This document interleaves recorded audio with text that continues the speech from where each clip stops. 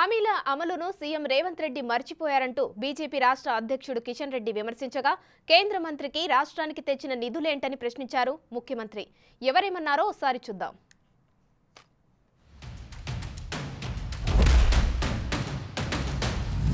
పెద్ద సభలు పెడతా ఉన్నారు, ప్రచారం మాత్రం చేస్తా ఉన్నారు. ఈ ముఖ్యమంత్రికి హామీల అమలు మీద దృష్టి లేదు, పార్టీ ఫిరాయింపుల మీద దృష్టి ఉంది.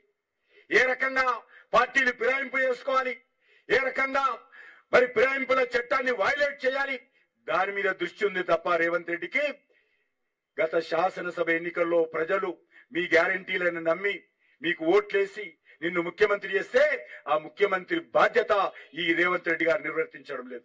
ఆనాడు ఢిల్లీ నుంచి నరేంద్ర మోడీ నుంచి ఒక్క పైసైనా సికింద్రాబాద్ ఎంపీ కిషన్ రెడ్డి తెచ్చిండా? సిగ్గులేని కిషన్ రెడ్డి మునిగిపోతే ఒక్క పైసదేలే. ఇవాళ ఏ ముఖం పెట్టుకొని ఇవాళ ఓట్లు అడుగుతున్నామని నేను చెప్తున్నా.